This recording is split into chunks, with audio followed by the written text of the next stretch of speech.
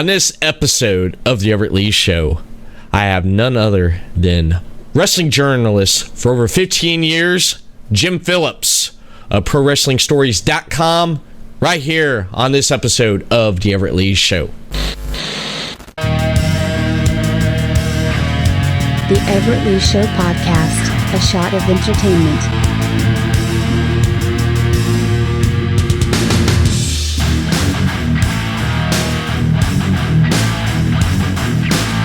Jim Phillips, welcome to the Everett Lee Show. I've been wanting to get you on for a while to talk wrestling, man. I've been enjoying your stories off your website there, ProWrestlingStories.com. How long have you been doing that? I've been with these guys for going on a couple of years now. The guy that owns Pro Wrestling Stories, JP, is a good brother of mine. We've become real close, sporting the gear, wearing the armor.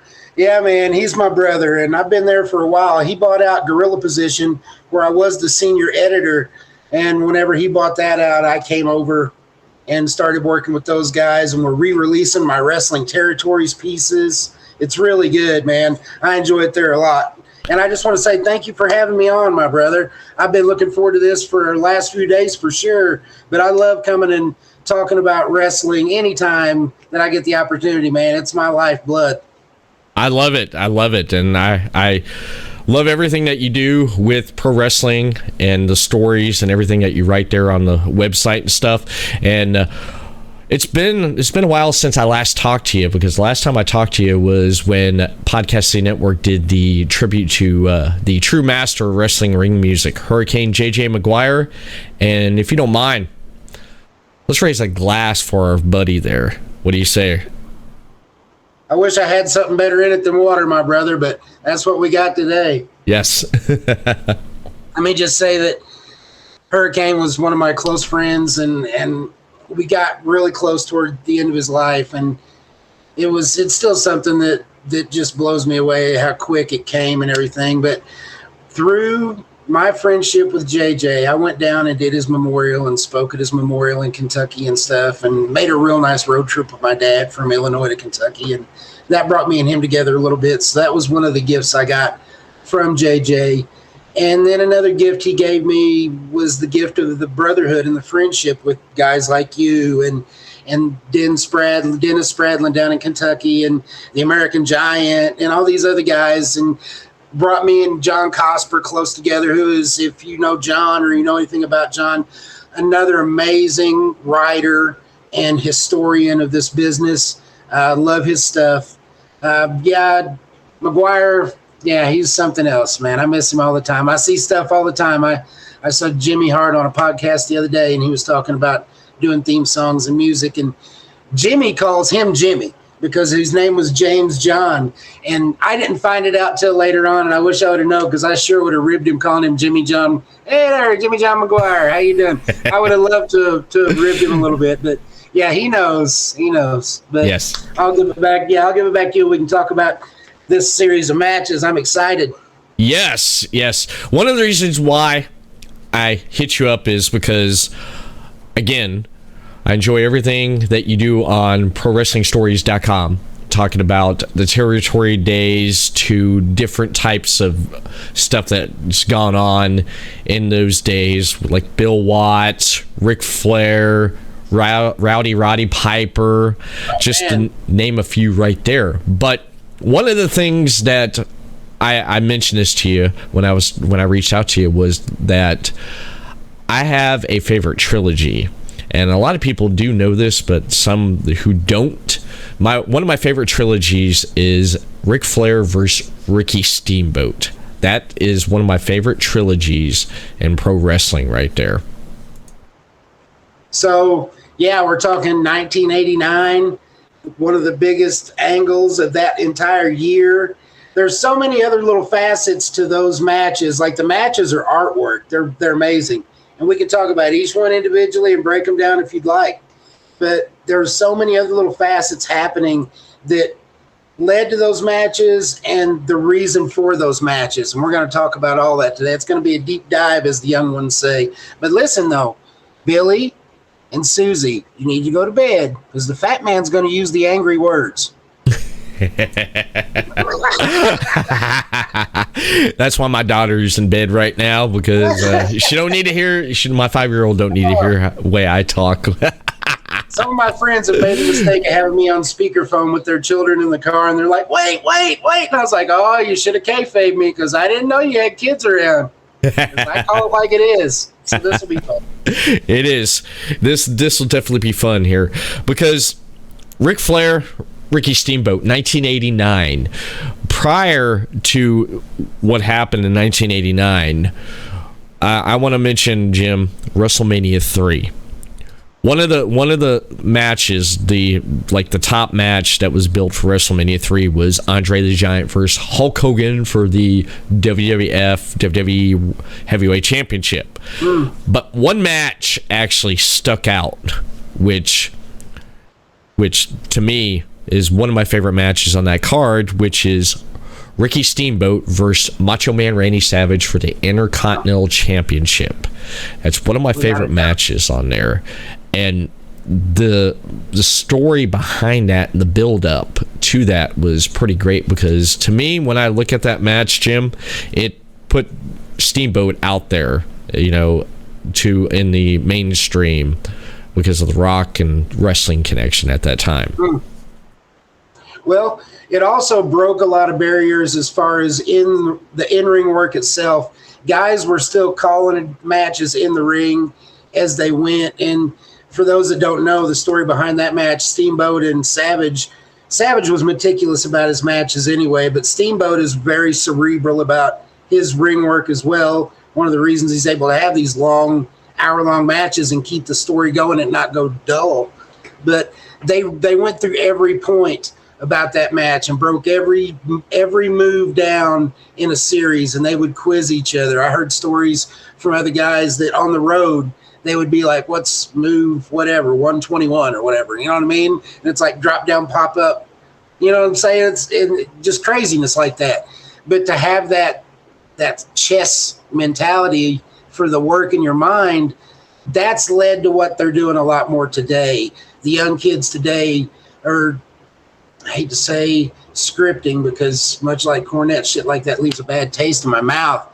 But yeah, that's what it is, though. And it's much more like that today than the call it in the ring style of the old school days. But if you don't mind, one of the little things that I said earlier, there's different little tangents. And around that WWF match, those guys stole that show, quite obviously, you know what I mean? And had such a good match that they were going to push, and did push, Ricky Steamboat as Intercontinental Champion. Well, as soon as he got that title, his wife was pregnant with their son. And right after he got that title, he asked for time off from the company to go be with their kid, you know what I mean, and his wife. And, Vince and the stories of those guys and the road schedule, and he just picked up the second most important title in the company, and now this guy wants time off. So he gets heat a little bit with the WWF office over it, right? So he gets his time off, but whenever he comes back, they were already staging people to come in and take that belt, which is one of the reasons he left the company that caused this match. That's what I say. There's a lot of little other factors, right? They were going to bring in Butch Reed to take the title from him, but Butch Reed had his own mess going on and liked to party a little too much and jacked that up for himself. So Steamboat ends up dropping the title to Honky Tonk Man right as he's on his way out the door, right? But this sets up a history, this little event, and we'll touch back on it later, sets up a history of Steamboat believing his hype too much. Steamboat is a great in-ring performer, one of the best, but I don't like the guy as far as, like, I can't say the guy as a person and human being, but as far as the way he is went through the business and the business moves he's made, I really don't care for any of the stuff that he's done very much. In Florida, he was with the Youngbloods, and from what I understand, he got into it with Dusty Rhodes down there over booking, and that's why he left Florida. That took him to Crockett's and stuff. So it seems like just about everywhere he goes, there's an issue, you know what I mean? But that's why he left the WWF to go to WCW, and then he comes in, and it was like on a weekly Saturday show where he came in and came into the ring and got in Flair's face. And then, like, the next Clash of Champions, they did the interview where he tears Flair's suit off. Yes. Yeah. Yes. And they stomp all over the ring and stuff like that. So this is also a tumultuous time in WCW because you're seeing the exit of Jim Herd and the entrance of the booking committee with Flair, Jim Cornette, and Kevin Sullivan. You know what I mean? So there's things happening there with the way people is being pushed.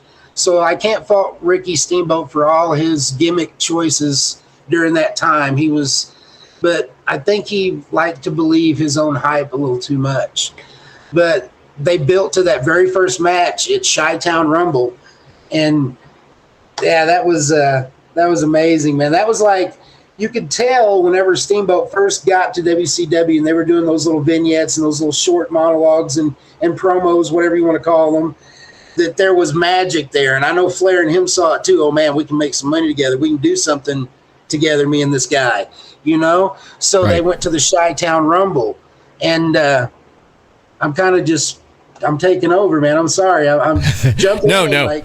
No, that's fine. That's fine. I mean, like you said there, Steamboat exit. He dropped the Intercontinental title to Honky Tonk Man. He went to WCW, and then during that time there with Steamboat and the Intercontinental title, Flair was already making a name for himself with NWA, and him being the NWA World Champion. And around that time, that's pretty much where he introduced the world title as that gold world title, as the big gold.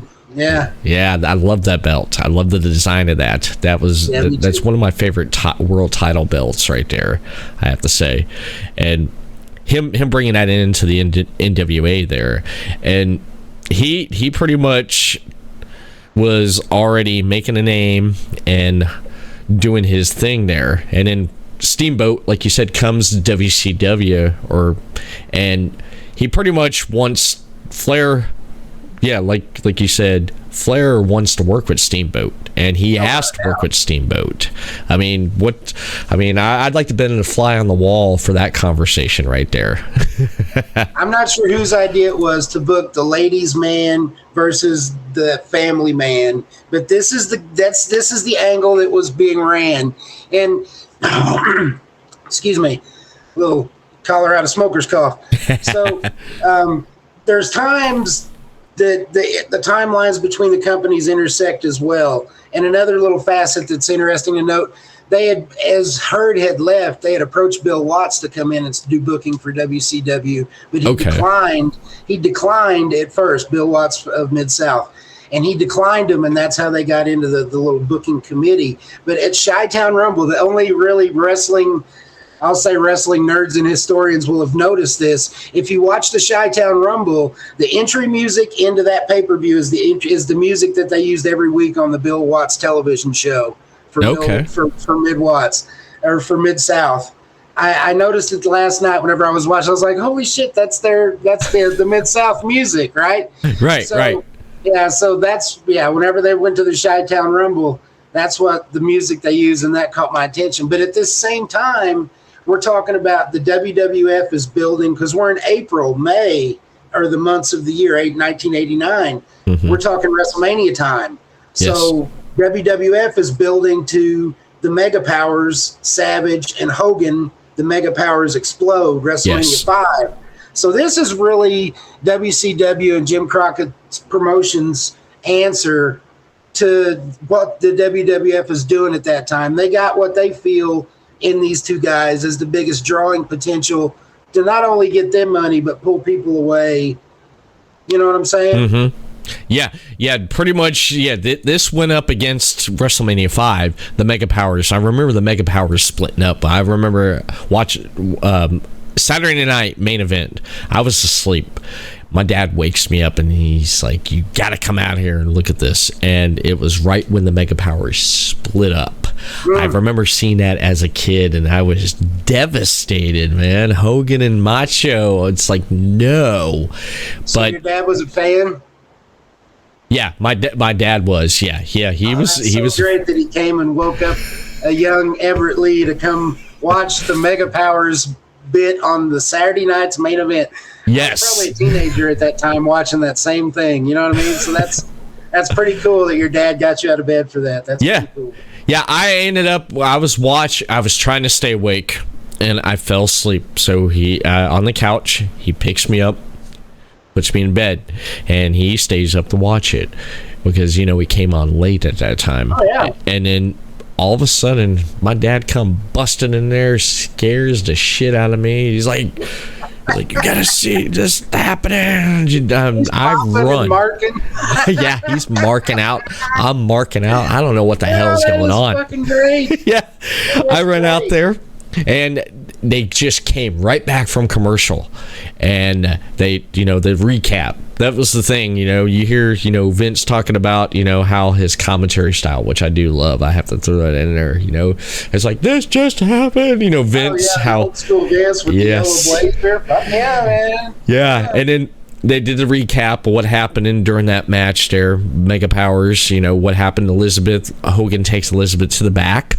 Macho's out there by himself, and he loses, and he comes back. He goes in the back there, and, the rest, what happened. And I'm just shocked, and I couldn't believe this. And this was pretty much setting up the main event for WrestleMania 5, which was, great, because it was a great story building for that. But yeah, the WCW knew they had to throw something up against WrestleMania, and this right here, like you said, the family man versus the the wild styling and profiling, Ric Flair in the $500 suits. Woo! He tore that suit. Ric Flair, he had the suit was ripped down the back. Every time Flair would throw a punch, the suit would be whipping around. Flair worked all the way down to his jockey shorts. Yes. And that shit. It was hilarious, man. Mm-hmm. But yeah, the Saturday night's main event was a huge deal because Saturday Night Live was in the shits at that time. So and then WCW answered. It was like, we'll do this, we'll do that. WCW comes back with the Clash of Champions, which is basically a free pay-per-view once every 5 or 6 weeks. You know what I mean? Yeah. So it was they were a lot of smart business decisions, but that second show that they did, that 2 out of 3 falls, went directly head to head against WrestleMania 5. Yeah. The same night. I mean, that is something right there. They knew what they had to do because they had to go up against that was competition right there. So they tried everything to get people to watch what they were doing, and just this feud here, just the stories and stuff, the promos to me, Jim, the promos, Flair was on fire with the promos, because the promo you mentioned with him and Steamboat ripping the suit off and stuff and everything. And really at that time, let me ask you, have you seen anyone really manhandle Flair ripping his suits up at that time? You had said it earlier, Flair had been cementing himself as the workhorse of that company and really carrying everything on his back and his gimmick. And like you said, nobody really touched him too much. And then the Four Horsemen was going for a long time too. And right before the Steamboat incident actually started the breakup of the Four Horsemen, because they had fired Luger. So it was down to Tully, and I think Tully, Arn, Dillon, and Flair, if I'm not mistaken, right? Or was it Wyndham, maybe? I can't remember. I think Wyndham. I'm going to get struck by lightning from the wrestling gods. Maybe those guys that already went to WWF, Tully and Arn. But that's what happened was Steamboat fired Dillon Flair fired Dillon because of what happened with Steamboat, because he said he couldn't count on him or some shit. And then next thing you know, that was the way Dillon left the company, so he could go to WWE and work up there as Vince's assistant. Right. But all that shit, it's so interlaced and intermingled one into the other. The way all that stuff happens, it's crazy. It is. Then he took Hiro Matsuda. Flair took Hiro Matsuda as his manager. So you see Hiro is Flair's manager through this whole series of matches. Mm-hmm. And I think that first match, I'm sorry, go ahead. Like I have a tendency to, when I'm talking about history, man, I'll run with it. That's what I love about you, man. That's what I love about you, because that's what I enjoy listening to you talk about, and hearing you on different other podcasts, and even when I'm reading everything that you're writing on ProWrestlingStories.com, it's almost like, almost like an audible book, because I can hear your voice as I'm reading, and it's like, Jim. Oh, thank you.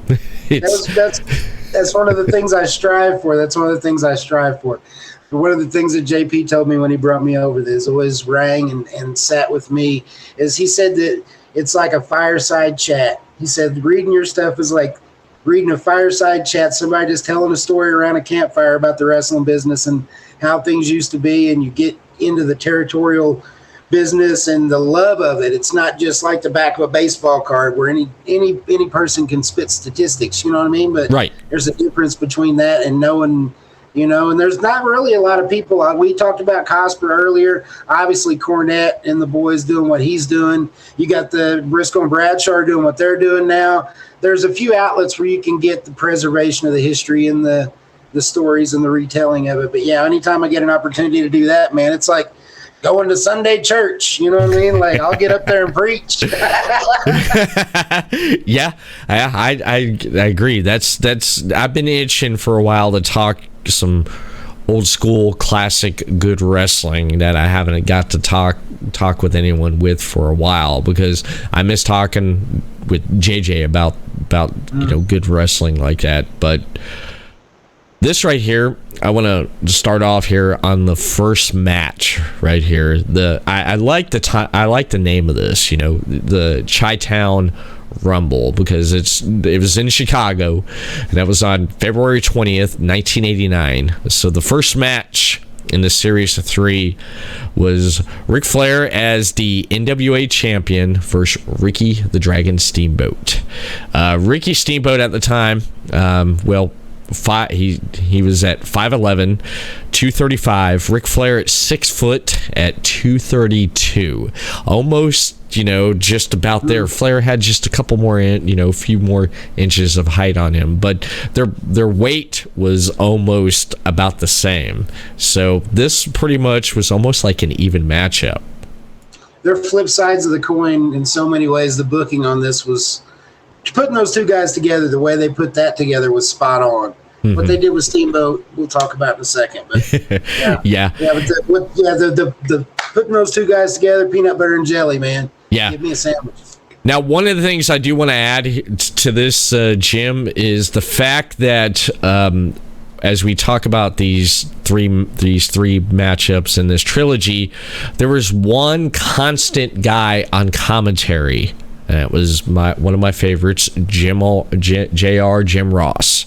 He got to call all 3 of these matches, but he had different people at the time with him as he called this match, and then the second match, the third match out of the trilogy. But Jim Ross, just his emotion in this first matchup was just great at the moment, because it was just raw energy. And JR's commentary style is, he did not want to know what the finish was. He wanted to be surprised just like everybody else watching it, which that's one quality I love about JR when he calls a match. He don't want to know the finish. He wants to see it unfold, the story unfold in the ring. He wants to pop too. He wants to pop with everybody else. Yeah. Yeah, I don't blame the guy for that. I love that. I love that, because I want to throw this in there. I've had experience where I've done commentary before, and they wanted. I said, no, don't tell me the finish. I don't want to know the finish. I want to watch it unfold in front of me.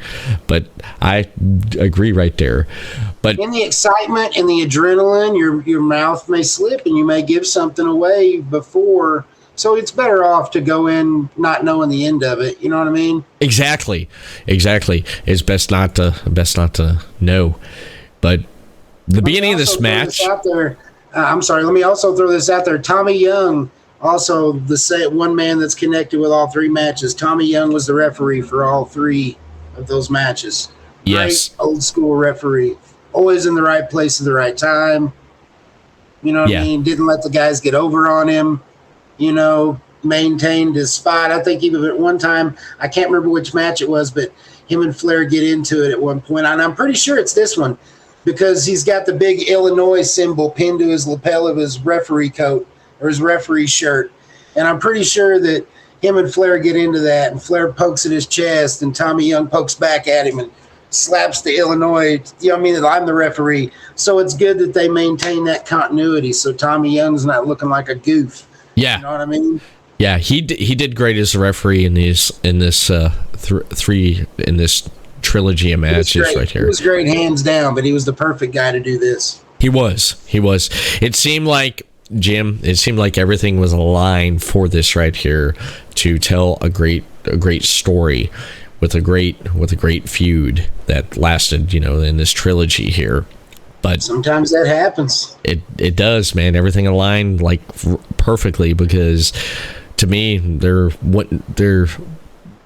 matches or people that's tried to come close to this, but you can only capture lightning once in a bottle. That's it. Yeah. That's definitely it. So, as this match get ready to start up, they lock up. There's some lock up there at the beginning of this match here. After the tie-up, Steamboat hits the ropes, and there's a lot of coming off the ropes and shoulder blocks. Flair, falls, and he tries for quick pins. Steamboat, same thing. And there's some headlock takedown. There's a lot of action on the mat, at the beginning of this match here because it's kind of pacing itself there. But what I love is they're also setting up story too, because one of the things I noticed that whenever they were doing the chops, because both these guys had amazing cardio, but in order for one guy to not look dominant over the other and one guy not to get played high over the other, they were doing just like you said. One person would do one thing, the other person would come back. If they would go to the corner post, Flair would throw the chop, and then Steamboat would immediately spin him around and throw a knife edge, and they would go back and forth like that. So and Ross sold it so well, you know what I mean? Like it was saying that they were telling the story that I'm just as good as you are, and this is before Steamboat had the belt. So they're telling that Steamboat's in the chase, and that's a Southern gimmick in itself right there, chasing the title. So Crockett done it so well, man. Yeah, they done it so well. He did. Yeah, they were letting people know that we're equal. You're not better than me, and I'm not better than you, and this is going to be. They were setting the tone for the whole thing. That's what I love. You mentioned the chops there. That was the next thing I was going to mention. As soon as Flair does the chop, Steamboat comes right back, and the crowd is like, whoa, because I don't think at that time that anyone gave it back to Flair right away. It was like almost no sell. It's like Flair, like you said, they were both in physical shape. Flair, man, he was in great shape. Steamboat was in great shape, and Steamboat just giving it back to Flair. That was something right there. I still pop over that. I'm like, whoa, when I watch this. Flair showed more. I'm trying to say this without messing up. More vulnerability. I didn't want to mess up my words. He showed more vulnerability in this match than he did with a lot of other guys in title matches. You know what I mean? Like the champion, and Flair's well known for putting guys over. Whenever you wrestle Flair, you're going to look just as good. He might win, but you're going to look better than ever. You know what I mean? So they're used to doing that, and Steamboat rose to that occasion as well. Mm-hmm. But yeah, like Steamboat early on, he keeps Flair grounded with headlocks, and then Flair comes off the ropes and gets chopped, and tumbles out of the ring. Flair, I like how when Flair gets out of the ring, he kind of paces himself there, and the crowd, man, they're just booing him because he gets out. He's doing what a heel would: get out of the ring and kind of collect himself and milk it. Yeah, milked it. He milked it. He's getting heat, man. Flair is getting heat, which I love. He's getting so much heat on himself on this, and the crowd's just eating this up, man. Flair and Steamboat have the crowd by this time in their hands, and so they're invested. This crowd is invested in this, and I just love how Flair is out there. I love how Steamboat is not jumping out there to go after him, chase him. He's pacing himself. He's waiting for Flair to come back in the ring. But, Steamboat's wanting to get on him on the ref. He's doing his job. And then as soon as Flair comes back in, everything resumes there. Flair, he does a snapmare. He pulls his knee pad down and drops that knee to the face when he pulls down the knee pad. So smooth with the knee drop. So smooth the way, he floats that in there. Yeah. It's artwork, man. Watching guys like that wrestle, it's artwork. It is, and they're towards that first part there. I mean, it's starting to build up, and then almost towards the end of the match, then you start seeing these double arm suplexes.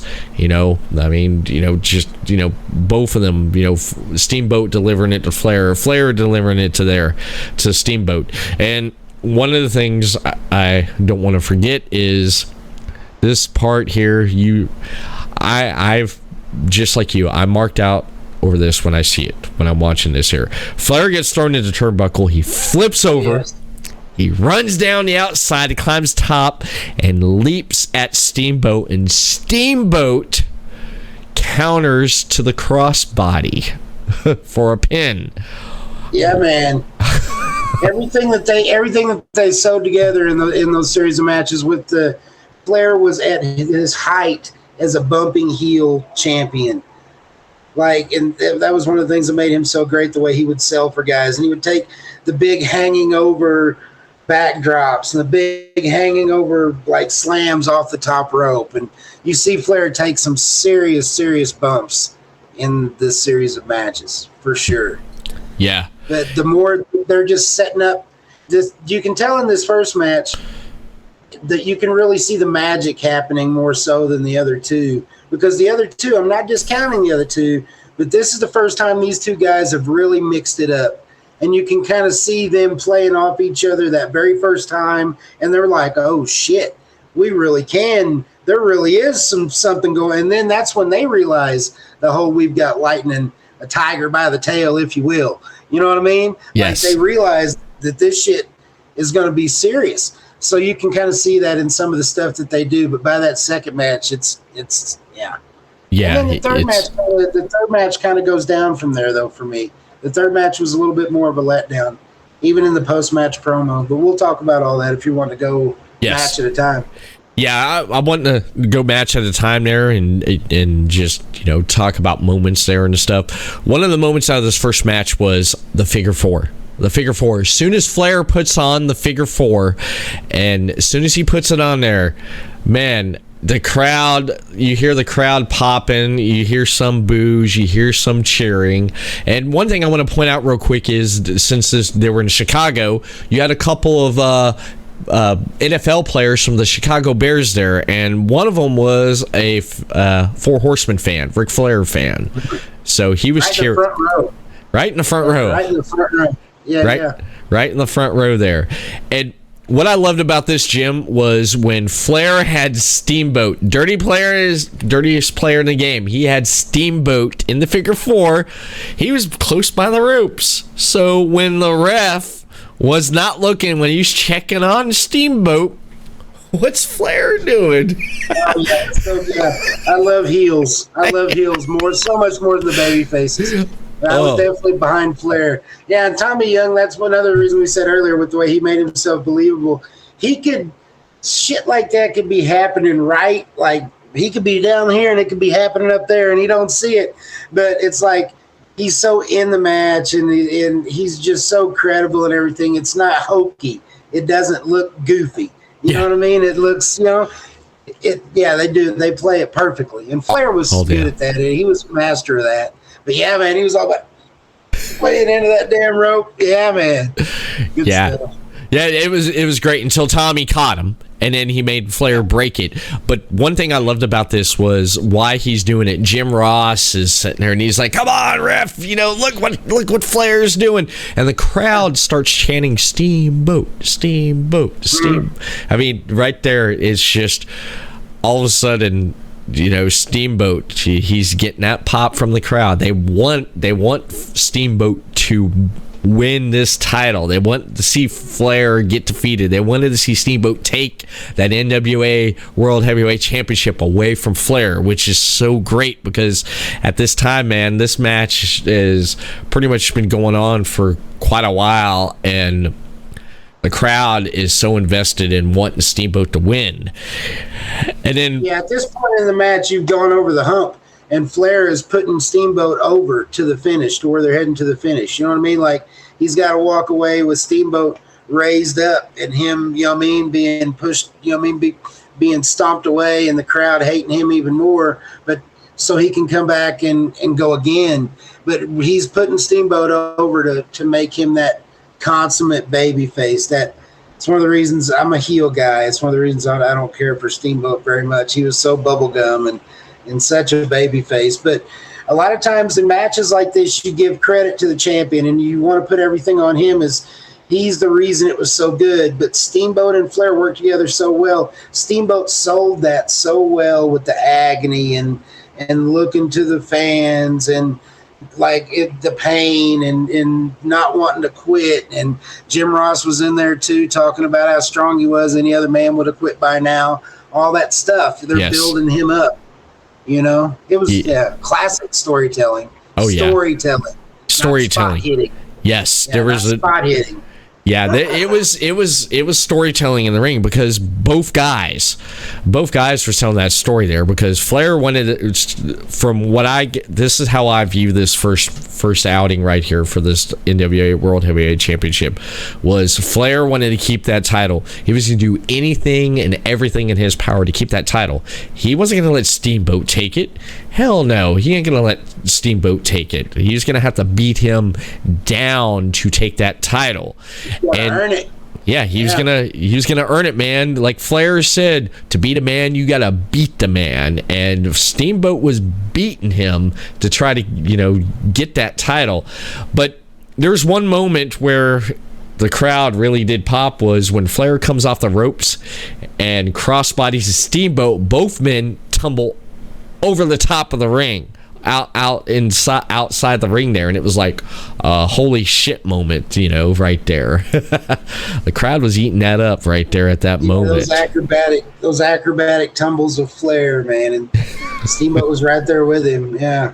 That was good. That was good. And one of my other favorite parts of this match was the dirty pin by Flair. Flair, when they get back in the ring there, Flair trying to go for a pin, and he's using the ropes for leverage.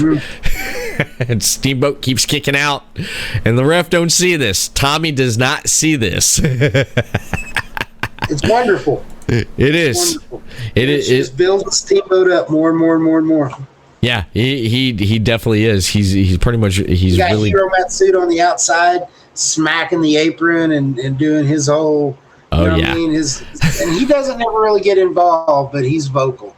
Yeah, he's vocal. He's vocal. And then there's one point where, in one moment, I do want to point out where Flair calls Steamboat right back in the middle of the ring. He's like, "You come here," and it's one of those great moments right there. There's some trash talk, and Flair gives the Steamboat right there.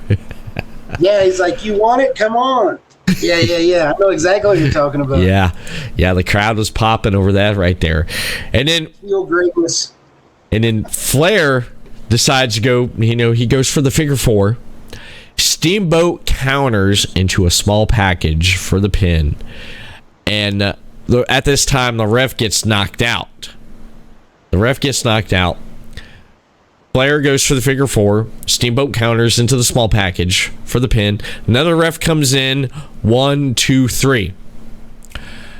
Steamboat has beat Ric Flair and has captured the NWA World Heavyweight Championship. And the place... The fans bust their nut. Yeah. They milked it so well. They did. And knew just what to do. They did. The other referee was the Playa. From SmackDown. He was SmackDown GM, Playa. Oh, Teddy Long. Yeah. Teddy Long was the other referee. But he had the little hair ring. Yeah, Teddy still had a little bit of hair. That was their bitch. that was immediately Hero's bitch. He got in. He's not the referee. And they were saying it to Tommy Young once Tommy Young got up because, you know what I mean? But then if you pay attention, you can see Flair, and he goes up to Tommy Young, and it looks like he's bitching at him. But if you see Flair, he kind of covers his mouth when he talks to him a little bit. And after he gets done doing that, Tommy Young immediately goes and raises Steamboat's hand. So Flair knew, man. Flair knew that crowd, and he knew how to add to it. He's like, I guarantee whenever he put his hand up, he's like, go raise his hand. You know what I mean? Yes. I guarantee he put Tommy onto that because it just made it that much more. Because then, no, I say he's the champion too, not just Teddy. You know what I mean? I'm saying he's the champion. And that was, and that put Steamboat over, you know? It did. And really put him in a marquee role to carry the company of someone. They wanted that babyface champion to carry the company against Hogan and those guys. And we're talking again 1989. This is we're going into a downtime in wrestling, into a few years where the product wasn't as good, pre-Undertaker, all that stuff. Like, it wasn't as great in those times, you know? So Ricky Steamboat, while he may have been a really great in-ring worker and could could talk a promo, I don't think he was a caliber of wrestler to carry that company forwards. And I think that the office realized that. He only had that belt 3 months. I think the office realized, you know what I mean? Like, right. I don't even think it was that long. I don't even think it was 3 months. It was a very short time from the time he took this belt at the first of this series until Flair finally gets it back at the end. Yeah. You know? But do you think it was one of those ideas, Jim, where it looked good on paper, it sounded good, but when they follow through with it and the reality of it, they realize, nah, this is not what we thought it would be? Do you think it was one of those scenarios there? Well, it's the reason that I wanted to put a little bit of a foundation at the beginning of this when I talked about Ricky Steamboat and the altercations he had in the WWF, because I think the same type of thing may have happened in this scenario. I think he may have believed some of the hype people around him and let that ego get to him. And Flair is a massive ego too. So there could have been, I'm not saying that's what happened, I'm just speculating, but behind the scenes it could have been some, well, I'm just as good as you and I just proved it, even though Flair put him over. You know what I mean? And there could have been some Flair wanting the belt back for himself, seeing Steamboat get over. There could have been some egotistical, personal rivalry there, competition-based, not like the fact that they didn't like each other, because I'm sure they did. But the babyface gimmick that they go into with Steamboat in this series of matches is one of the reasons that I dislike Steamboat, and I'll go ahead and touch on that. Not Steamboat the man, because I understand he holds high esteem amongst his friends, very respectable, and that doesn't come lightly. And I love his in-ring work. But the fact that he never worked heel is something that has always bothered me. Like, I'm never going to consider Steamboat one of the greatest of wrestlers because he only ever worked babyface. And I understand there was a couple of times in his career with Ole Anderson in his first run, he wanted to do a little babyface work there in Georgia, and Ole wouldn't turn him. And I think the same thing happened here this time. I think after this series of matches, he wanted to go and do a little bit of heel work, and they wouldn't turn him there either. It was either there or Pat Patterson wouldn't do it, one or the other. He's never been able to flip that coin, and only great workers, really great workers, in my opinion, can do both. Right. You know what I mean? Yeah. So that's one of the things. And then they just shove it down your throat so much with this, he brings his kid to the ring and his wife to the ring.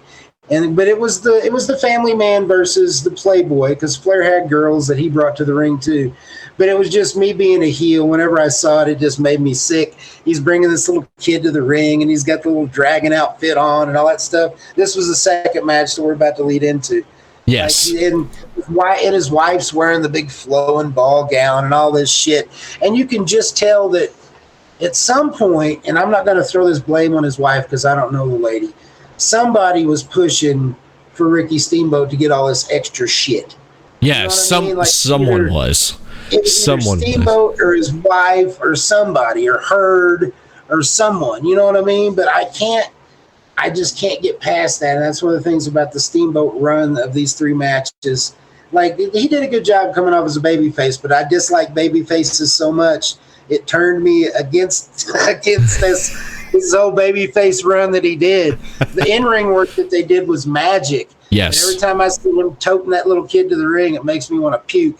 Yeah, and you're right, because the second their second match in this trilogy was at Clash of the Champions, Raging Cajun, on April 2nd, 1989, and it was Ric Flair versus Ricky Steamboat,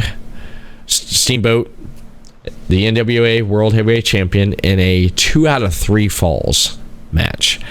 And this was in New Orleans as well. And yes. Again, I don't know if they're trying to mess with Watts because he wouldn't come over and book for them, but they've already used the theme song from Mid-South in the pay-per-view before as the Chi-Town Rumble theme. And now at the very next event, here they are in New Orleans at the Superdome in one of Watts's biggest towns that he ran in the Mid-South market, you know? I think they're trying to tantalize Bill. I think they're like, look, Bill, if you're not going to come work with us, we're going to use all your shit. Yeah.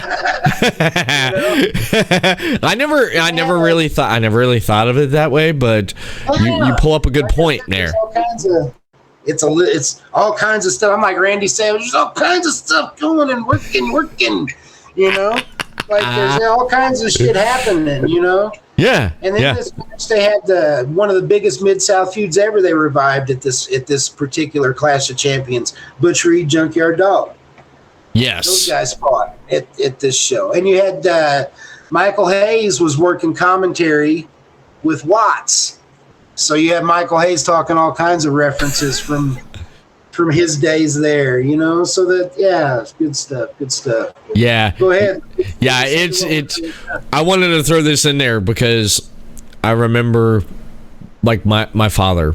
I mentioned about my father. My brother was more WCW, and of course, you know, during that time on this, you know, like Dusty Rhodes would say, on the 605 on the Superstation, the TBS.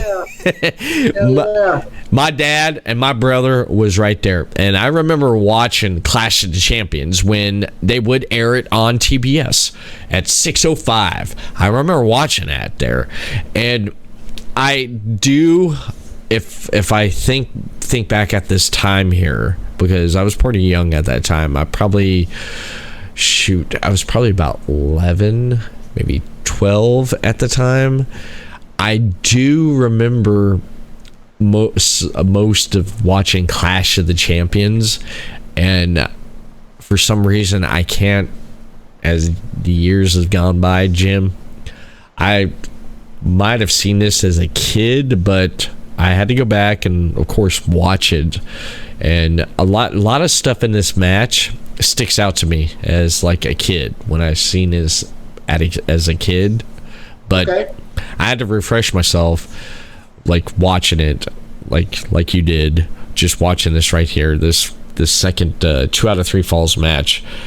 And like you said, a couple years on you, brother. I think I was a senior in high school when this was happening. So I got a couple years on you there. Yeah. So we were sneaking smokes and drinking beers when we weren't supposed to. You know what I mean? Stuff like that, chasing the girls. So I was watching the wrestling at the same time. I was into the Clash of Champions. I had kind of started to reel back from the WWF at that time, like I have now. It got to a point where I couldn't watch it back then until Taker really blossomed. Yeah. In the mid '90s, and all that stuff happened. Yeah. 96, I started watching it again. But WCW, man, like that was something you could sit down and watch with your buddies and hoot and holler and have a good time and still get marky a little bit because it wasn't that cartoon shit. Guys were still getting color. You know what I mean? It was still, you know what I mean? They were putting the sport out there. They were making it more of a sport type deal. So yeah, I enjoyed Clash of Champions. And then there's a side note. I like throwing little nuggets. This Clash of Champions, if I'm not mistaken, was, if not the first, the second appearance of the Great Muta, accompanied by Gary Hart. Okay, the Great Muta, man, a Great Muta, because he made quite a bit of appearances in WCW from from Japan, correct? He would own the next year and a half or so of that programming as far as Clash of Champions. He was one of the guys that was always highlighted in the main events of that stuff. And then Gary Hart, Terry Funk, and Muta formed the J-Tex Corporation. This is after, we'll get to Terry Funk shortly, though. Yes. Spoiler alert. Oh, yeah. But this all of that follows everything else. Yes, it definitely does there. It definitely does. So, what I like about this here, the stuff I pointed out now this match, is that Steamboat, he picks out a body part and he works it. And again, we got headlock takedowns. And Flair builds momentum by chopping Steamboat again in the corner. It was almost like what we kind of seen in the first outing. Steamboat firebacks again out of the corner and goes back to headlock takedowns again. It's almost kind of the same thing, but there's some things that they changed up. And a little tidbit here is that a lot of people didn't know that before their trilogy here, Steamboat and Flair already wrestled each other almost 7 days a week. So they pretty much was familiar with each other, but doing something big on a grander stage like this was something right there for the storytelling of of this trilogy here. It builds the market. You're building up your market at every one of these little cities that you go do that match at. And back in the days before nationwide programming, you could wrestle a match on one side of the state. You're from Florida, right? You're in Florida. You could wrestle a match in Clearwater and the fans in Clearwater wouldn't know about it in Tampa or Miami, because there was enough of a gap there where it may be on the television in each one of those markets separately, but you're building up that whole market as a whole itself by having these little shots. It's the whole philosophy of build your territory. You know what I mean? And they did it so well, especially in the Southeast, man. Yeah. That was, Yeah, they did it so well. And it pretty much, this beginning was almost like the first match there. But around after 19 minutes, Flair rolls up Steamboat into a small package after coming off the ropes for the first pinfall there. Flair works on Steamboat's legs using the figure four. Of course, that's the thing about Flair I liked, was he'd work on those legs, and by the time he was ready, he'd lock that figure four on you. He'd lock that son of a bitch on you there, and it's you ain't going nowhere. He waited too. He would work it. He would do the drop the knee, pick them up and drop their shins on his knees and stuff. Do that classic move where he does that, or take him to the ropes and lay their leg would be across the bottom rope. He'd do the jump up and drop his knee on it. You know what I mean? He knew ways to build on it. And then again, you had a good announcer, and whether it be Soley or Ross or whoever that's in the background talking about the punishment that Flair's working that leg, he's tenderizing that leg. So you knew where they were going with it, and that's part of that cyclical story in your mind where they keep you going. They're throwing the bits out to you. Mm-hmm. They're not just trying to make big, huge bumps and that's it. Right. The 2 out of 3 falls led itself to. It was an Iron Man match without it being called an Iron Man match. The thing went an hour. Mm-hmm. I was watching it the other night and I noticed it was almost right at an hour. You know what I mean? Yeah. It was a long time, if I'm not mistaken, before that first fall landed too. So they stretched that out there. Yeah, it was about 19 minutes. I have on my notes right here, 19 minutes, and then right there, Flair gets the first fall, and then. Again, Flair uses the ropes as leverage when covering Steamboat again for the pinfalls. Steamboat switches up to some high-flying moves for offense. Now, which I didn't notice. You didn't see too much in their first one. Steamboat all of a sudden starts switching it up and using some high flying stuff, and it's like, okay. They say, I think it was I just said his name too. The Freebird, Michael Hayes. I think it was he said it in commentary. He's letting the dragon fly. He's let loose with the dragon. You know what I mean? They were building that whole. They were running with that whole deal. But I don't know specifically when it was in the match, and we had talked about it earlier. But one of my favorite things about this series of matches is like the first match that we talked about just a few minutes ago. Like I said, you could see the flashes of them just doing things spontaneously and figuring out that they could work together. And in this one, you see a lot more stuff that they've laid out. It's not as laid out as what the Savage Steamboat match was in Mania 3. You can see where things are more laid out. And one of the things they did that I truly, truly love, and it doesn't matter how many times I see it, I pop every time I see it. Flair's got the gimmick where he gets thrown into the corner post and he does the flip over. Yes. Now, most of the time, on most guys, he does the flip over. He'll run down the apron, climb up the other side, and do a big knee drop or get picked up and slammed off the other side. The guy will catch him, and that's how they played that little spot off. But these two guys have a unique spot that they did together where Ricky Steamboat was so fast and had that knife edge chop. He threw Flair to the corner into the turnbuckle. Flair did the flip over, was running down the apron, and Steamboat was poised halfway down the road. For all he had to do was spin around and it knife edge Flair and dropped him right there mid apron, and it was so fluid and so beautiful. And every time I see it, man, there's certain things in the business that go all the way back to the 60s with Ray Stevens and old matches, but there's certain things that when I see it, it makes me smile on my face and in my heart for this business because it is so beautiful to see. It's fluid. There's no error anywhere. Everything is perfect, and you don't see that perfection very often. And in that one little spot, that one little move, you see that perfection between the two of them, that synergy that makes them a great pairing. It is, and lightning in a bottle, man. You couldn't replicate that again, even if you tried. Well, Flair and Steamboat would be the only ones that could replicate that, but lightning in a bottle there, because it was like you said, just so spontaneous. Flair and Steamboat called it in the ring and stuff. And do you believe that as many times as they wrestled each other, that they pretty much was familiar with each other, what they were thinking, what was going to be next? Do you believe that, Jim?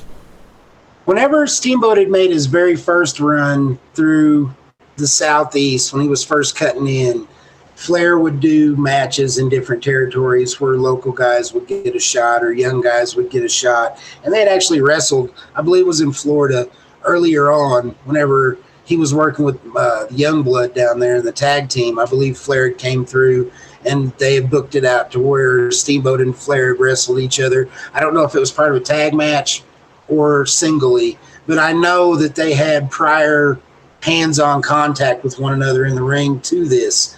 So, and then after that first match and all the little stuff they did back at the beginning and at the end of March, 1st of April, when Steamboat first came in the territory, you could tell. I mean, I don't want to sound like I know, like, because I've been in the ring, but I know these guys that work together like that can tell when someone is right there when they need to be, and you ain't got to tell them, and they feed off you, you feed off them, and that everything comes together, and it's seamless.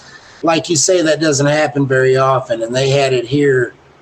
And both those guys were at their peaks physically, you know what I mean? They're both late 30s, early 40s maybe, in their 30s at this time, got to be for sure for Flair. Right. So, like, they're physically at their peak to where they can go. And we mentioned earlier the cardio. Flair's famous for doing an hour on the Stairmaster or the treadmill before he starts his workout. You know what I mean? Mm-hmm. So whenever you get two guys together like that, you keep saying lightning in a bottle. And every time I hear Dusty in the back, it's lightning in a bottle, babies. We got to put them together in the ring and let some magic happen. That's where I got where I got that from listening to Dusty and stuff talking about there. Lightning in a bottle, baby. Yeah. Lightning in a bottle. Lightning in a bottle. So at this time, Jim, Flair has one pinfall over Steamboat, and then Steamboat gets Flair into the chicken wing submission, and he ends up winning the second pinfall right there. So it's 1-1 at this time. And the Bob Backlund finish, the double chicken wing. The chicken wing. Yeah, the double chicken wing. At least to pick somebody. I mean, there are a few moves where the other guy that you're working is only going to be able to help you so much. You know what I mean? He's picking Flair up. That's dead. He's dead weighting him. You know what I'm saying? He's got his hands behind his back. His feet are dangling. There's no way that Flair's helping him there. So, like, the double chicken wing is a dead weight, serious strength cardio move. And to be a second fall finisher, you got to give it up to Steamboat for being able to pull it off and not stumble or, he held him up there for a good few. Oh God, yeah. I love that finish. It is. It's Bob Backlund uses that move right there. Of course, I mean Bob Backlund, and there's one other worker I can think of that uses it nowadays. Marty Scurll from he uses the chicken wing. I seen him wrestle live there when he was in ROH there, and when he was about to take it home, and people knew, and when he'd set it up there, the crowd was hollering chicken wing, and he'd lock it on there. He's the only guy, modern wrestler, I know that uses that there, besides Bob Backlund, and here in this match here with Steamboat using it on Flair there. But after that second fall, Flair continues to work on Steamboat's legs. He's working his legs, which was different from the first match there, because you've seen pretty much in the first match, in the first off there, he was chopping in the corner to towards the taking it home there. Flair hit the figure four, but now Flair is definitely doing a heel, working a body part. If to me a good heel, Jim, is when they pick out a part and they work it, and the crowd boos them, and they trash talk the crowd, they trash talk the face, and this was right here. This was great. He's working on those legs, and he knew to weaken Steamboat to set him up for the figure four. Steamboat. It ties Matsuda too, because people that know Hiro Matsuda see him outside the ring, and he's slapping the ring and telling Flair, yeah, that's right. Matsuda was famous for stretching guys in Florida. He's the one that broke Hulk Hogan's leg to see if Hulk Hogan wanted to stay in the business or not. Yes. So for people that know the business, whenever Flair's really working one singular body part, it sings of a Matsuda. So that really ties him in right there and works it well together. I like that. Yeah, it's great, man. It's great. To me, it's great in-ring psychology there, because that way you get a reaction, you get heat on yourself. You're a heel. For me, if whatever applied to what finish I would do, I would work that body part, and I would just keep going at that part where the crowd's like, for heaven's sakes, taking the Gorilla Monsoon, reference there. Heaven's sakes, brain. But he would it, and that it was perfect. It was perfect. Flair being a heel. I mean, you can't get any better than that right there at this moment, right there in this match there. And if I'm not mistaken, I really don't remember these guys getting a lot of color, any color at all, in any of these matches. I know that Steamboat wouldn't have, because he's a baby. I mean, he's such a baby face, but I don't remember that any of these guys using color to get over. They didn't need to. You know what I mean? They didn't need to do that. They had enough on their own. Yeah, the psychology of this match it was great, because this one right here, out of the three, again, this would be my favorite one, the 2 out of 3 falls match out of the trilogy here, because I mean, I like the first one, but the second one in this trilogy was great, because 2 out of 3 falls, 60 minutes, both men in both physical shape, going the distance right here, putting on a great match, great story in the ring, which is just amazing. And pretty much, again, right here at this time, like you said, Flair, he flips off the turnbuckle, he runs down the ring apron next to turnbuckle, and he lands a flying crossbody to Steamboat, man, which was amazing. That part right there, and just the crowd was. You got to see so many of the Flair's little pieces in this with the chops. Steamboat would chop him, and Flair would do the feint, the straight feint face down into the mat, and fall right down into the mat, and the back and forth exchanges and the quick ring rope work, were up and over and around, and like the presence of the ring is an understated fact. You know what I mean? And great wrestlers, you don't see great wrestlers stumbling around. The ring presence that Flair always knows where he's at, can spin in and out and around, and Steamboat the same way. They're so equally matched there as well. The ring presence is great between these guys, and it's for stuff like this, and that spot that we were just talking about with the spin around knife edge. Just knowing where to be and when to be there. Mm-hmm. Yeah, and it's just their timing and their footwork was just great. Crisp. It just crisp. Yeah, right there. Yeah. It was like boom, boom, boom. It was great. You hear the expression "dance partner." These guys were dancing, and then they were on fire at this point. If you could ever use that terminology, this is it. This is one of those times. Yes, they were definitely dancing. Yes, because Flair, when it came to parts of this match, Flair, he was in the right spot at the right time. Steamboat, right spot, right time. Because again, lightning in a bottle, baby. 2 3/4 kickouts, like they knew, like that. And Tommy Young too.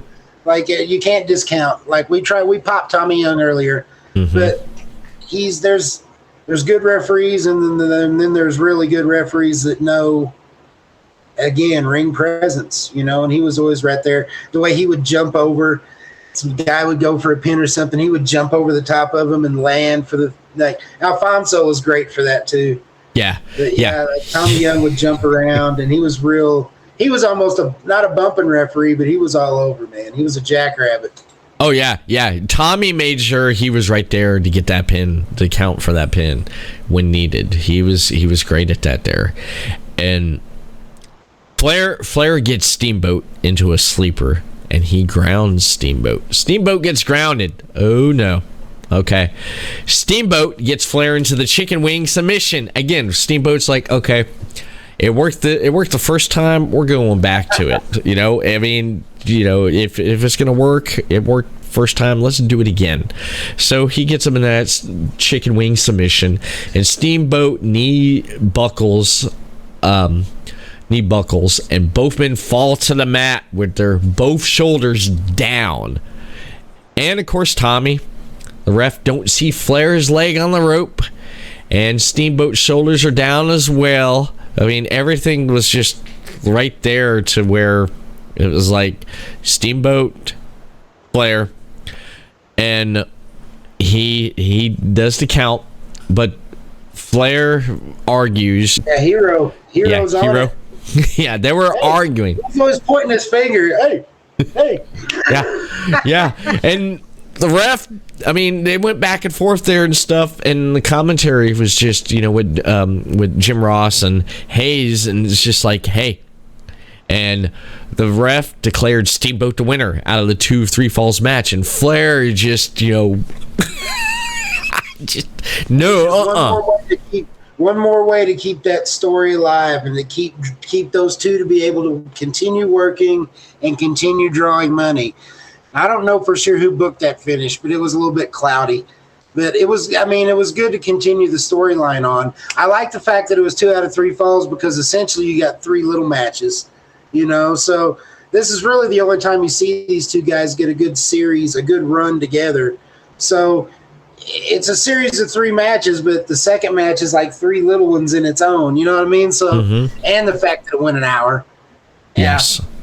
Yeah, it did. And it went on to the following month at Wrestle War 89 on May 7th, the final match there. Now, what can you let the viewers and the listeners know about Wrestle War 89 that they probably wouldn't know about here? Because like you said, Clash of Champions, Raging Cajun, there were some good matches on that card there. What other matches do you say that on this right here that people should know about besides this match here? I'll be honest, I can't remember any off the top of my head. So if there's anything you have specifically that you want to look at, we can. That's that Colorado memory loss. The match itself was the one it was set in Nashville. And this is the one that Flair was recently. This is the match that they're citing back to, that they're going to be in Nashville for this Starrcade coming up. This is the culmination of this 3-part series, and this is I can't remember specifically any other matches. I did watch their match off of that show. I know it was the very first Wrestle War. The very first time they had used that as a pay-per-view gimmick, the Wrestle War theme. And Sting was in there. Sting was fighting for the TV title on that show. But they had taken Flair and Steamboat on that show, and as well as on the one that we just watched, that we just talked about, the Clash.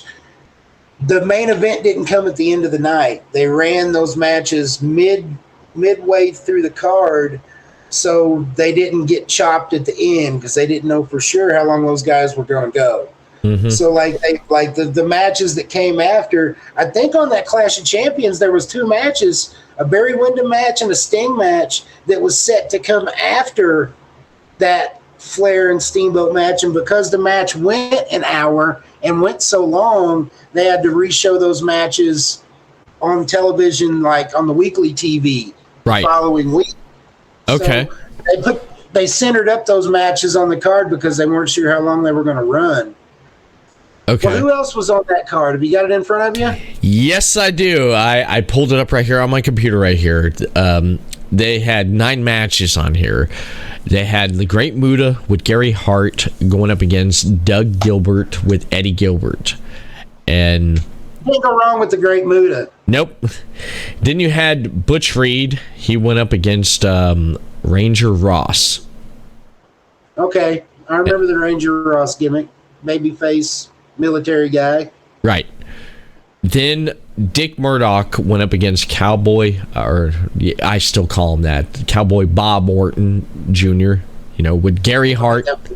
He was with him on that. And then Murdoch match is always good. Yep. Then you had Dynamic Dudes. Johnny Ace and Shane Douglas went up against the Samoan SWAT team, Fatu and Samu, I think, with Paulie Dangerously. Paul Heyman there. I love the Samoan SWAT team back in the day. A young Rikishi was Fatu. Yes. Yeah, that was a young Rikishi. But now that you mentioned the Dynamic Dudes, we're obviously still in the Jim Herd era, and the booking committee is not quite taken over yet because he was the dumbass that put together the Dynamic Dudes. A lot of people, you're not the first person to say that, Jim. A lot of people didn't really give 2 shits about the Dynamic Dudes. Oh man, Laurinaitis was like Shane Douglas was the only thing that came out of that. Yes. That duo. Shane. I mean? Laurinaitis Laurinaitis is the famous office guy, Johnny Ace, that they're always giving shit to, that's fucking shit up right now. But Johnny Laryngitis there. Big Johnny Laryngitis. As Enzo Amore would call him, Johnny Laryngitis. Withholding information to his boss, Vince McMahon, about Sasha Banks and Naomi. Another story, another time. Johnny Ace had a run with the sheep herders. But was the Bushwhackers. They ran as the sheep herders for a while in WCW, and Johnny Ace was their flag bearer. He would wave the New Zealand flag, and he was like their little manager guy. He had a really strong run in Japan, and I think the reason he had Johnny Ace, we're talking about all kinds of good stuff. I think the reason Johnny Ace had such a strong run in Japan is the reason he's got a strong run in the office in WWE. If you listen to what Cornette will tell you, Cornette will say that it's because he looks good in a suit and he's got a nice smile. Yeah. He's a big blonde white guy. I think that's why he had a good run in Japan, because his work didn't get any better as the plane flew from one country to the next. He was still the shits, but over there, he was a marketable gimmick. Guys could work with him, Yeah. Even if he was the shits, he could still draw money. Exactly there. And he can pick out, divas that can't wrestle out of a lingerie catalog. So that's another plus. He married up too. He married up when he married that Bella's mom. He definitely married up. Do you honestly? Let me ask you this. Do you think when he was looking through the lingerie catalog and he saw the Bella twins, he said to himself, he's like, I wonder what their mother looks like. I wonder if she's hot just like them. I can only believe that's part of the reason they got their job, not their mom being their mom. But I'd be willing to bet, they call Edge the ultimate opportunist, but Johnny Laurinaitis I'm sure he's seen their mom at some kind of a function and put the radar on her and cut her from the herd, Yeah. He probably went up there and gave a speech to her about people power. I don't know. Smile in a suit, But magic in a suit. I'll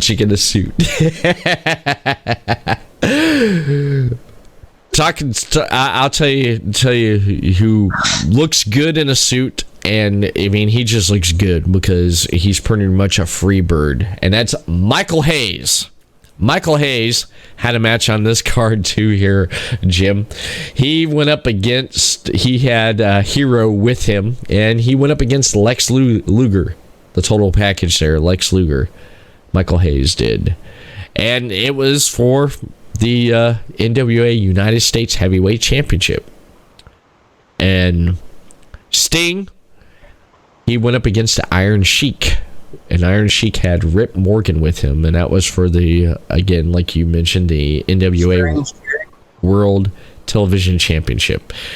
And then, besides Flair and Steamboat on this card here, you had the Road Warriors going up against the Varsity Club with Mike Rotunda, early IRS, and Steve Williams, Dr. Death Steve Williams, if I'm correct there, because when I see guy that never really lived up to his potential, really, and not in the business anyway. He never really got any super big pushes, or other than the UWF.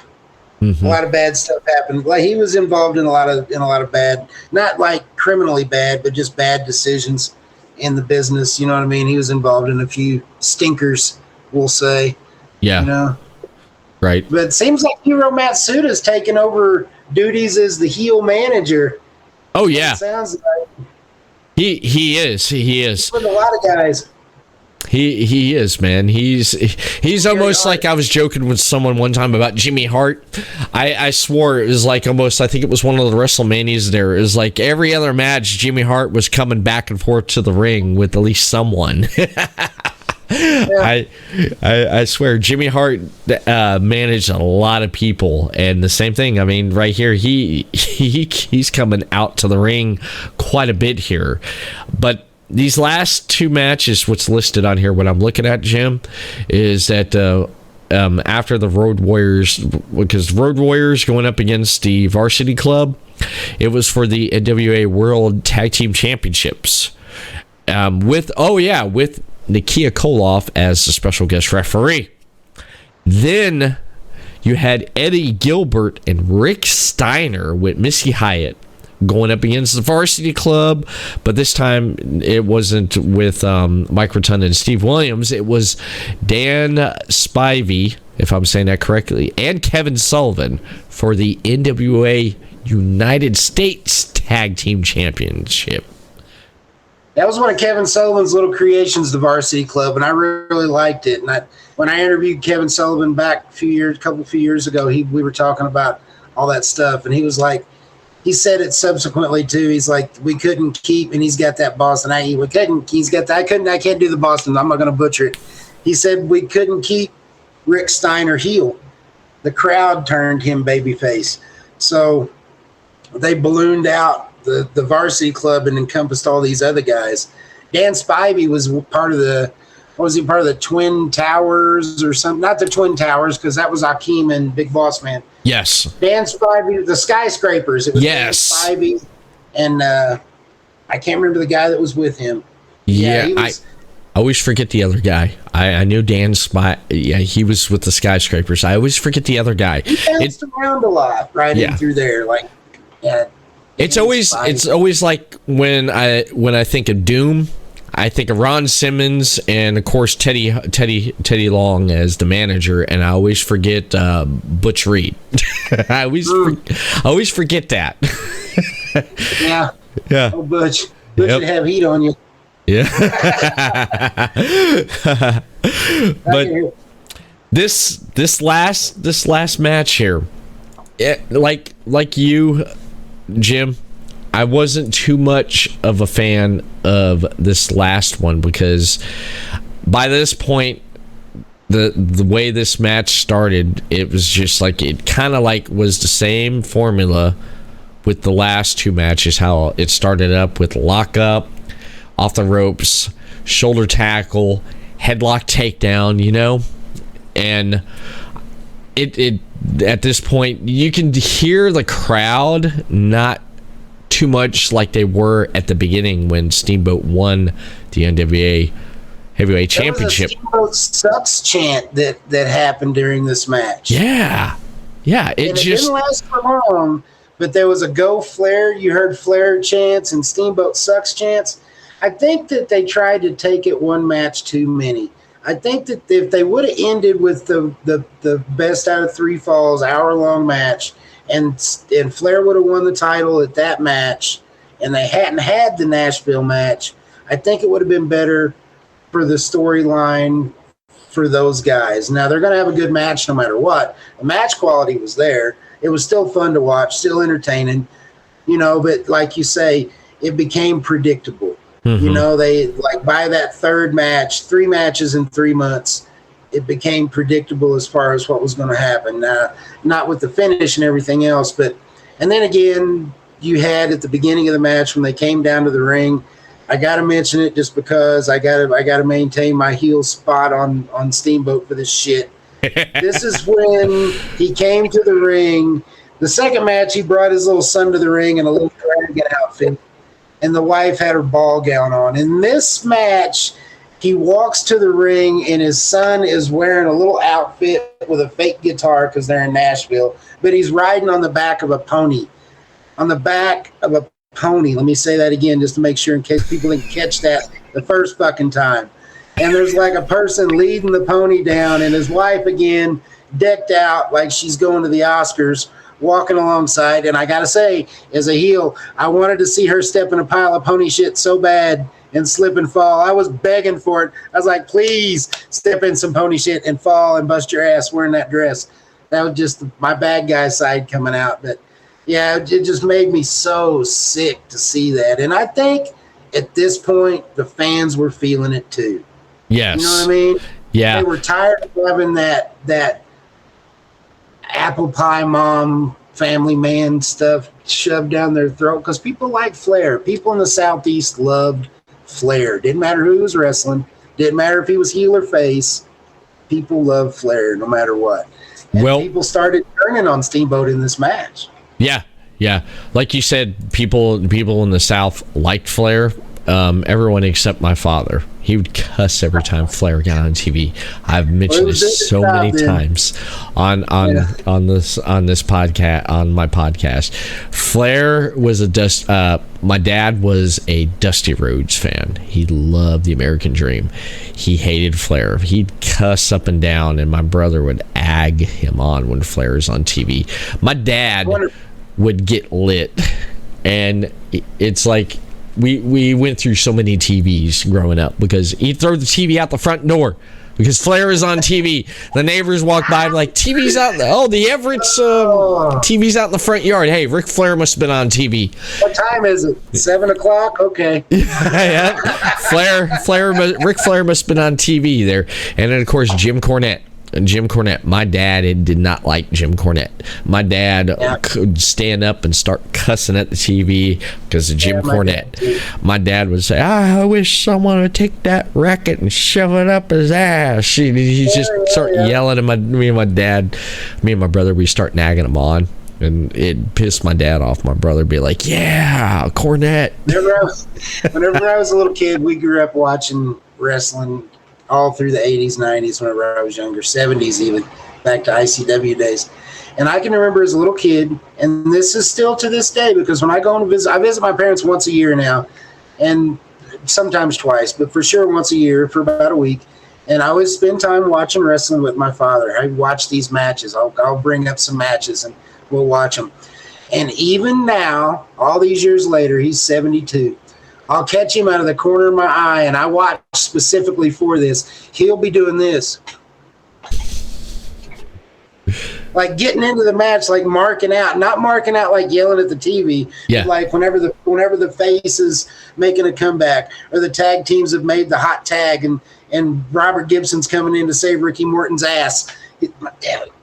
He won't say nothing, but man, he'll be air punching the hell out of it. And it just makes me feel so good. It takes you back. It's like plucking you out of your existence and dropping you back as a kid. You know what I mean? And that's one of the great things that wrestling does for us.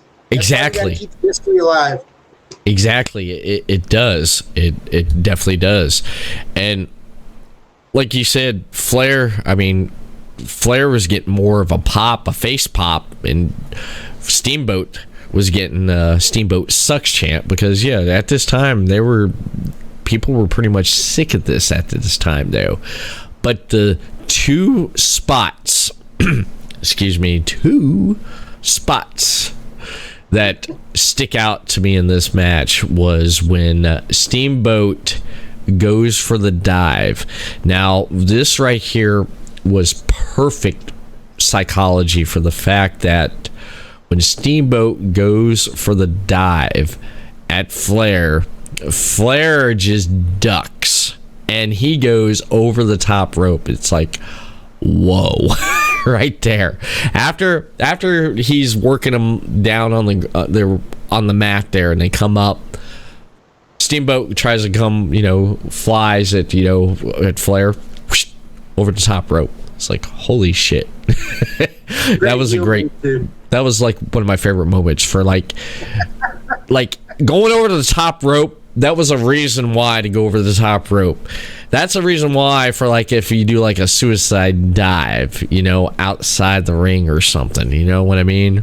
But that moment sticks out right there. And of course, the finish right here. This is the second moment that sticks out, is how they finished this match here, because this match went on for about 40, probably about 35 minutes, because there was some stuff that happened afterwards, which we'll get into here. It was just perfect how that happened there. But the finish of the match was Steamboat goes up, and he has Flair for the body slam. As soon as he picks him to go for that body slam, Flair rolls over Steamboat. And this is the only time I can think of, Jim, that I've ever seen Ric Flair do anything like this. It's like he rolls him up over into a small package for the win. 1, 2, 3. Flair retains. I think Jim Ross said for the sixth time. I think sixth time he captured the world championship. He captured it that time. And Jim Ross, again, like we mentioned earlier on, he called all three of these matches, but he had different people calling it. Who was with Jim Ross on this one, calling this final match in this trilogy? This match, they actually had 3 NWA champions sitting at ringside through the whole match that were keeping score, and they were doing it like a boxing match. They were scoring the match as it was going along in case there wasn't a clean finish, so they didn't have the same thing happen with the 2 out of 3 falls. It was Lou Thez, Pat O'Connor, and Terry Funk.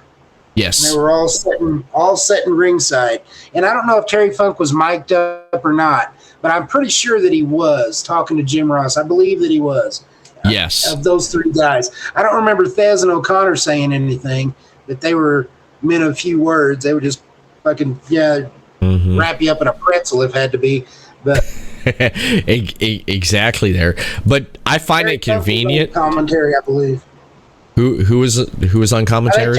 I think Terry Funk was working a little bit of that commentary with Jim Ross, but I can't remember exactly for sure on that one. Yeah, but it was pretty convenient that Terry Funk was at ringside during this, because this was a perfect transition into what was next for Ric Flair and Terry Funk. They built that so well. Yeah. Putting Terry Funk at ringside like that, so then they could go right into the next feud. You know what I mean? And the crowd turned Flair babyface a little bit in this match we were talking about. They started cheering Flair and rooting against Steamboat a little bit because they were just tired of seeing the Steamboat. And I think this match may have went a little longer than what it needed to, let's be honest. They could have finished up a little early. The crowd, I think, got tired of it. But Flair was turned babyface then and there by Terry Funk. Mm-hmm. Terry Funk attacks Ric Flair at the end of this match and sets up their next series of matches for the NWA title when you have Flair and Funk. And you see in that match, Flair goes into this match as the heel, Steamboat the babyface, and then by the end of this match, we've got Flair turned and Funk as his next opponent, railing on him. And Terry Funk, I love everyththing and anything about Terry Funk. He's great. Of course. That run that they had there was amazing. Like, it's underrated. Everybody, when you talk about Flair, everybody wants to automatically go to the Dusty match, the Steamboat match, the Harley match. But Flair and Funk had a really good run against each other. And then again, this is the time when you had the formation of Gary Hart, Terry Funk, Great Muta, the J-Tex Corporation, Japan and Texas. So, yeah, this is a lot of heel dynamics shifted in this match. Mm-hmm. You know? Yeah. A lot of things changed. Oh, yeah. As a result of Flair winning and flipping. Mm-hmm. Yeah. Now, Steamboat, after his trilogy with Flair here, what happened? Where did Steamboat? What was next for Steamboat? What happened with him? I'm not sure if Steamboat, again, had people in his ear and started believing his own hype and got a little bit too big for his britches. We'll use that little phrase. But I think that he might have left a bad taste in somebody's mouth, because before long, the next thing you know, he's gone out of that territory. And I don't know if that's when he went to TNA. I don't know if that TNA would have came later. I'm not sure what he did after he left. I would have to look it up. It doesn't set clear in my mind where he went after he left WCW there. Yeah. Well, maybe that's whenever he went down into the South. I think he did some matches in the Southeast, I think, a little bit, like down in the areas that were still territories. You know what I mean? Okay.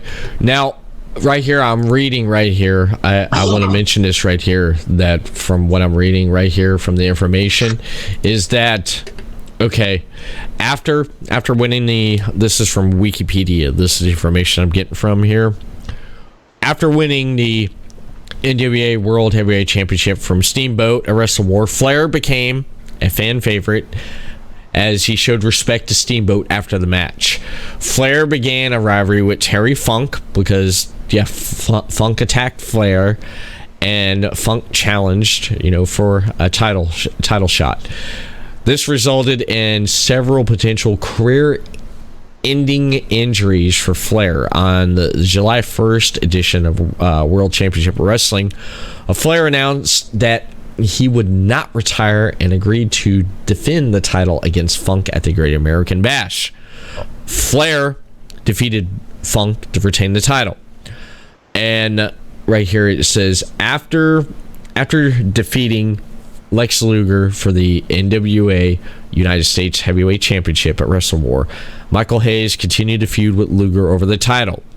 Now this ties in the Steamboat right here. It says Hayes only held the title for 15 days. Wow. Luger defeated Hayes. He must have pissed somebody off. Just something, man. The Office, man. Luger defeated Hayes. Where he shouldn't have. Exactly. Luger defeated Hayes for the title on May 22nd. On June 14th edition of Clash of Champions 7, Ricky Steamboat defeated Terry Funk by disqualification when Funk attacked Steamboat with a microphone. After the match, Funk continued to assault on Steamboat until Luger made the save, but then became a villain by attacking Steamboat. He turned heel. And Steamboat himself, for being jealous of not competing on Clash of the Champions and not receiving an NWA World Heavyweight Championship match. This resulted in a match between Luger and Steamboat for Luger's United States Championship at the Great American Bash. Luger defeated Steamboat by disqualification to retain his title after Steamboat attacked Luger with a steel chair. He's trying to turn. Yes. He's trying to turn heel. Yeah. They wouldn't book him heel. Nope. They wouldn't. But that's pretty much the aftermath with what happened with Flair going into a program with Terry Funk, and then Steamboat going into a program with Luger, and then Luger turning heel, and then Steamboat trying to turn heel, like you said. And that's pretty much what happened after this trilogy here. And this trilogy right here, I want to ask you on this here.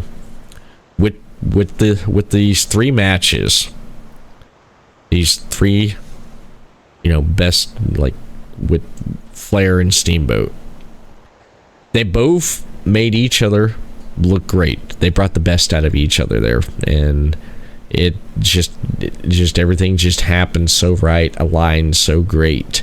And even like to this day, with us talking about this match right here, and even Flair and Steamboat going back and even talking about this years later and stuff about what their experience with this match, their three matches there and stuff. Do you consider this a trilogy that anyone that goes back to look at like a best of like three matches, would you consider this in that people should check out? I think they definitely stand out on their own for the quality of work alone. If like not only fans, but people that are getting into the wrestling business, young guys that want to become wrestlers, that want to learn how to work and make it look great, they need to go back and watch these three matches.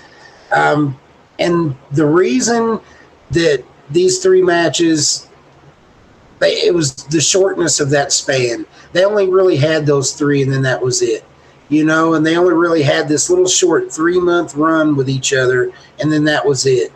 And the fact that it was so good then make people want to see it again now, all these decades later, when Flair's talking about coming out of retirement. The very first person that they talked about, the very first person that Flair even acknowledges is he would want to do it with would be Ricky Steamboat. And then I mentioned it on another podcast. There's only so many guys that Ric Flair can have a match with now that relates back to then. There's not a lot of guys that he had runs with. Funk's not going to be doing any matches. You know what I mean? There's not a lot of guys he had runs with. Steamboat could still be active enough in the ring if it was going to be a 6-man tag with the FTR and the Rock and Roll, because they're trying to tie that into to where the Rock and Roll is talking about retiring as well. So they're trying to work out a 6-man. If they could do that, then those guys could have a good match again.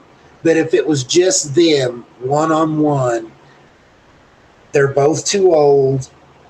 They're going to show that it's not what it used to be. It's going to be I don't know. I said it before. The phrasing I used is it's going to be a tarnished memory of what once was.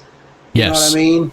So yes. You're not going to be able to get that back. As bad as the kids today love to go back and try and have that just one more match thing. I love the fact that they're bringing the history up and bringing that to the forefront. But these guys aren't capable. And I still say that Flair shouldn't be having this match. It's not going to be a good look. It's going to be good that he's finally able to retire. Like we were just talking about Terry Funk. Him and Terry Funk have retired multiple times now at this point. So, like, we're not going to see Funk doing any more matches. I saw pictures recently. Terry Funk doesn't look that well. And I hope Terry Funk feels big pump to Terry Funk. I hope he feels better. But Ric Flair shouldn't be doing this match, even with guys that are capable, FTR, and an older Rock and Roll Express, even with guys that are capable of doing most of the leg work and most of the bump work. I read an article just before we came on to do this podcast. Flair's talking about he's going to come off the top rope again, or come off it's like at some point you got to just be enough to step. You got to step back and you got to. I think Undertaker waited too long. I think Undertaker should have retired a couple of years earlier before he had some of those last couple of matches that he had. Yeah. You have to be able to step back to protect your legacy. You built a legacy at this point, but you got to do things now to protect it, and being the old guy that's still trying to go isn't a good look on anyone, even for someone the caliber of Ric Flair. And it hurts me to say that, but it's the truth, Right. So I don't even think he should be having this match, but it's going to draw. I guarantee it's going to draw because people are going to want to see it because it very well could be. And if it's the Rock and Roll's last match and they work it all out together, it's for sure going to pull money across that weekend, So it is. What happens. It is. And Steamboat weekend in Nashville. What's that? SummerSlam weekend in Nashville. That's the same. It's all going to be happening on that same weekend. Right. Steamboat already put out comment. I was reading about that because he thought really long and hard about it, and he again, like you said tarnish. He don't want that memory tarnished. He wants people to think back at that because that was a moment there. And even when he did the one WrestleMania match with Jericho right there, if you remember that there, it's just he wants that, and what he had with Flair back then. You want that memory. You don't want to think like, oh yeah, I remember when Flair had his last match. You seen what happened? You don't want that. I totally get why Steamboat, because Steamboat didn't jump right on it. Steamboat sat back and thought about it. I got to give him a little bit of credit to that. He thought about it and he's like, nah. I respect his decision. He went for the preservation of his legacy and the integrity of the product that he was going to be able to put out over a money grab. Yeah. You know what I mean? And now just recently, since we're talking a little bit of current events, now that we've finished up with the other, Brian Blair may have let the cat out of the bag. I don't know if you saw this, but in an interview that Brian Blair done, he's the one that originally said that maybe Hulk Hogan was going to be this opponent. Now everybody thinks it's going to be Hulk Hogan. That's the big rumor in the gossip mill in the business right now, whether or not it's going to be Hogan. And Brian Blair was kind of backtracking in that interview. I watched that interview this morning. He was talking, and you can tell that he's trying to hint at it, but then he like just, I don't know if he has a misfire brain connection or what, but he totally goes into, they like, Hogan likes to give back and like starts like putting it over, right? So then the interviewer's like, wait, so are you saying that Hulk Hogan's going to be the mystery opponent? And then it puts him on the spot, and then you can see him backpedaling, you know what I mean, trying to cover his words. It's a really interesting piece of video. So now it's kind of leaked out of the bag that maybe Hogan is the mystery opponent for Flair in his final match. So it'll be interesting to see who it is. You know what I mean? Like, there's a short list of guys I mean, everybody wants to do that match, but there's a short list of guys that Flair's going to do it with to try and draw the most money. Because if this really is his retirement, he's looking for that payday. Yeah, you know? Exactly. You mentioned about, you said Undertaker. One of the things I like how Undertaker ended his career and went out was he had that match there with AJ Styles, and it was in 2020. It was during the pandemic, and what Taker did was he took two characters that he did and put them together, and I like the fact that when he defeated AJ Styles, he got on his motorcycle and rode off into the sunset. Yeah. I thought it was a perfect ending for the character, because he rides off, that perfect ending right there. You hear he ride off into the sunset. Taker rode off into the sunset, and it was perfect. And I was glad. Like the Boneyard match. My God, I love those matches that he had prior to that. With the last couple that he had there were really kind of stinkers. You know what I mean? And they were really slow and really stodgy moves, and like. But I'm glad the Boneyard match was good, because a match like that catered to him as an older worker, because it was shot like a movie. And they could stop and cut and do different things. So that was to his benefit, and that looked really well. But those last few in-ring matches that he had were kind of the shits, and I hate to say that. And I'm going to say this too, and it's an unpopular opinion, and I have a lot of those, man, but I stand by most of them. Hey, you're using. I'm letting you use my. Hey, you can use my podcast as a platform, man. It's your opinion. I want to mention, it's like the guest I have come on this show. They use this platform for their opinion, and whatever they say, they stand by it, and I just give them the platform. But go ahead there, Jim. I definitely think the Hall of Fame speech that The Undertaker gave, it was very strange, and everybody wants to say it was like a TED Talk.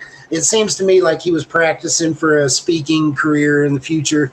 It was just a very strange thing, the way he was doing all that and walking around and doing it that way. Really, and it was a great takeaway from his character, the silent, stone-faced Undertaker. Now you've got him walking around the ring all animated and talking and doing things. I mean, I understand it was his Hall of Fame speech and all that, but it just seemed very odd to me. But like you said earlier, that's another time, another story, know? Like, but for the best of 3 series, these matches, anybody that wants to learn about good quality in-ring work and see two of the best technicians of their time at their peak, these are matches that you definitely like. I would put these matches up against any of Bret Hart's matches when he was at his peak. You know what I mean? Like, for technical quality, these two guys not only told a great story, they had great quality matches in that ring.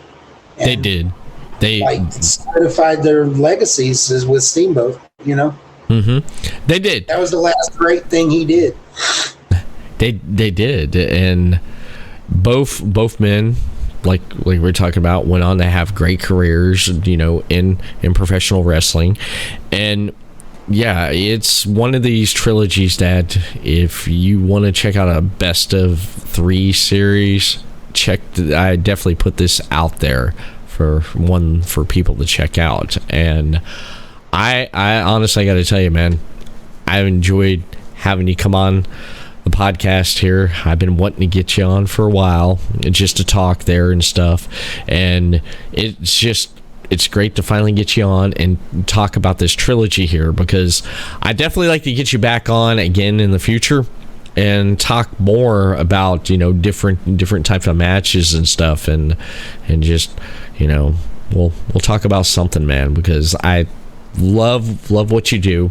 I love the website that you put out stories and stuff about, because I catch myself on there reading stuff, and I enjoy everything that you do, Jim. We love everybody that comes to see us at ProWrestlingStories.com, and I encourage everyone. I take up a lot of the territorial, historical end of things, but we've got so many great writers on that team, and JP runs a good ship, and everybody does work from the heart, and it really is stories. It's not just stats and statistics. We dive into all kinds of stuff, and I have some road story articles and stuff on there, funny things that happen on the road, and some character and personality profile articles and stuff like that. I'm very proud of the work that we've got on there, and I'm happy to be affiliated with those guys.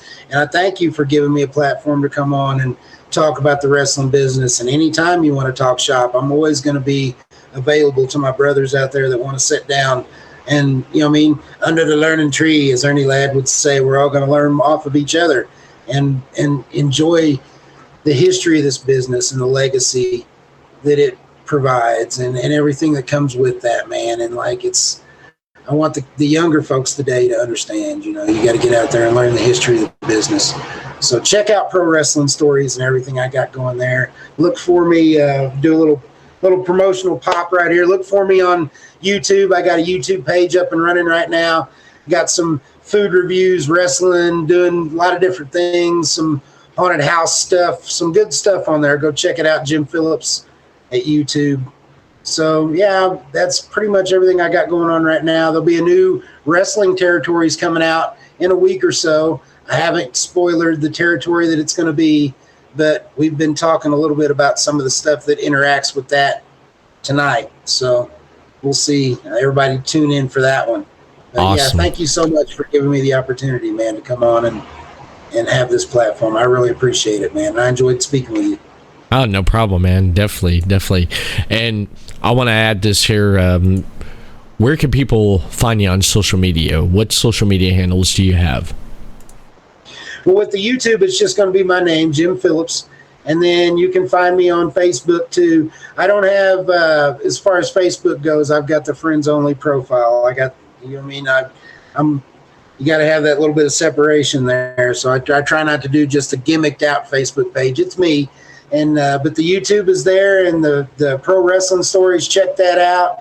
I'm a regular. I do a spot called Territory Talk on Dan and Benny in the Ring. You can look for that with those guys. They're on Facebook, and Podbean, I think, is the podcast service that they use. So yeah, check them out. You know, I enjoy working with those guys, and anytime I get a chance to sit down and talk shop, I'm always going to be there. I thank you again, my brother. I appreciate the time. No problem. Thank you for coming on. That is it for the Everett Lee Show. I want to thank everyone for tuning in and listening to this episode of the Everett Lee Show, and I'll see you next time for another episode of the Everett Lee Show. Peace. Follow the Everett Lee Show on the following social media platforms: Facebook, The Everett Lee Show; Twitter, @The Everett _Lee; Instagram, Everett Lee. Subscribe, follow The Everett Lee Show on the following platforms: Podbean, Spotify, Stitcher Radio, iHeartRadio, iTunes, Amazon Music, YouTube, Everett Lee, and Johners Podcast Network, WrestlingWithJohners.com. Follow Podcast City Network on the following social media platforms: on their website, Podcast City Net; Facebook, Podcast City Network; Twitter, @Podcast City Net.